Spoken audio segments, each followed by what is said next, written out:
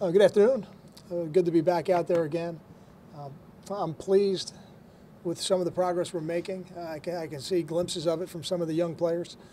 And it was great to have some guests today at practice from the Special Olympics in New Jersey. That's an organization I think our players really enjoy being around. And I know that the young people in that organization love coming to practice and having a chance to rub elbows with guys like Leonte Carew.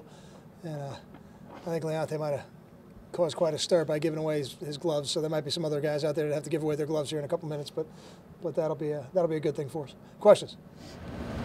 Coach, your thoughts on the quarterback competition second day? My thoughts are that it's early. It's really early. I see some good things from both guys.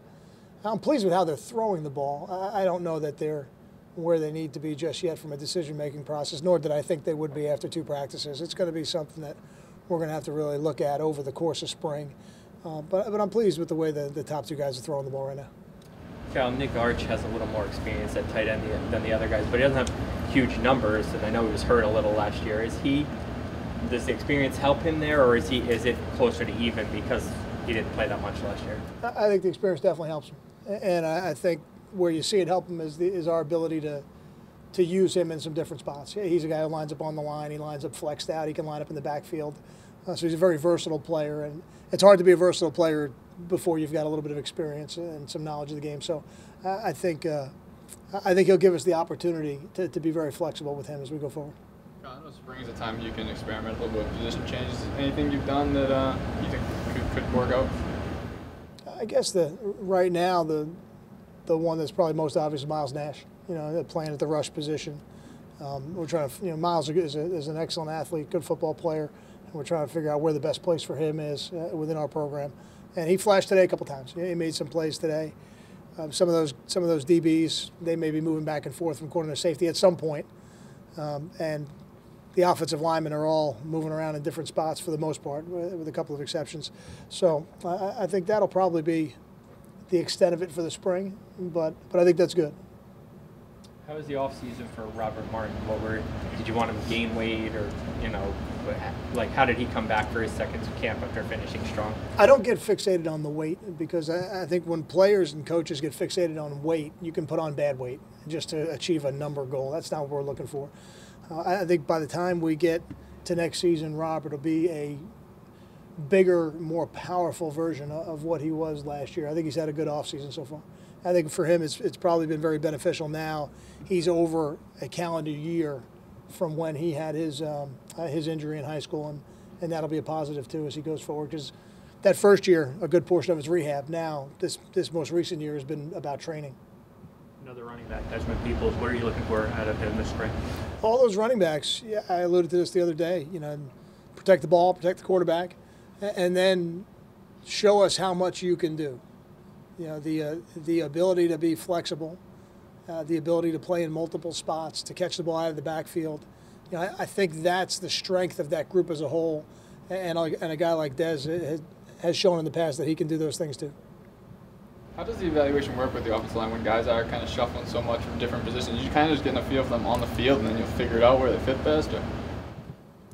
The evaluation really will come down to who are the best 5, and then how do you build the depth from there? You got to start with who the best 5 are, because those are the ones who are going to go out there for the first game and the first play and all that. But once you figure that out, then you got to strategize a little bit about, okay, are we going to be a team that has a second center, a third guard, and a third tackle, or do we have one guy who's the 6th man who is head and shoulders above the rest of the guys behind him and has the ability to play in a couple different spots? And you can go about it that way too. So I'm not sure which one we are yet, but we're still trying to figure out who the first 5 are. Kyle, Brandon Russell, what did you see from him during his redshirt year, and how do you evaluate him now being limited but still competing for that starting spot? Yeah, a little limited right now. Hopefully that won't be the case the entire spring, and we'll get a chance to see him out there 100%. His greatest asset is his speed. I think he reads diagnosis well, and now he's going to have to make the plays within the framework of the defense. This will be his largest body of work, his largest time span, where he'll get a chance to do that. And now that the pads will go on Friday, I think we'll get a little bit more realistic vision of where a lot of these guys are, not just Brandon. Kevin Wilkins kind of got off to I know he started late last year. Where is he at right now after a full season? And is nose tackle position you want one guy, or one main guy, or you always gonna have? Can you split two guys? No, you talk to Coach Panagos. We'd like to play 10 or 12 defensive linemen if we could. If we felt like we had that kind of depth. I don't know if we have that just yet. We're certainly going to play 8. I'd be hard pressed to see us not playing that many. Where is he at? I think you asked me on Friday. I'll have a little bit more information for you when the pads go on. It's just, when the linemen, more than anything, when they're running around in shorts and helmets, it's not a great picture of what they really are. I think on Friday we'll start to see the picture a little bit. Coach, at corner, Pisano Essence, he seems kind of smooth for a freshman out there. What are your thoughts on him early? I think he's feeling his way. I think he's made a couple plays. That's probably why you feel that way in practice. But I see some others where he's a little bit hesitant, and that's to be expected. And he hasn't even been here a full semester yet. So I think his athleticism is showing right now, and as he becomes more comfortable with the system, I think we'll get a better idea of where he's going to be in the fall. A guy like Longo, who's played so much, how do you measure improvement with a guy like him? Like, what are you looking to see from him this spring? Yeah, well, I would like to see him take his game to the next level. I'd like to see him make more plays than he has within the defense. Certainly not outside of the defense. And now his opportunity, and maybe a little bit of where he'll be measured, will be in his leadership, because this is his 4th year now with us. It'll be his 3rd year playing, and now he's going to have the opportunity to be the voice, at that level of the defense.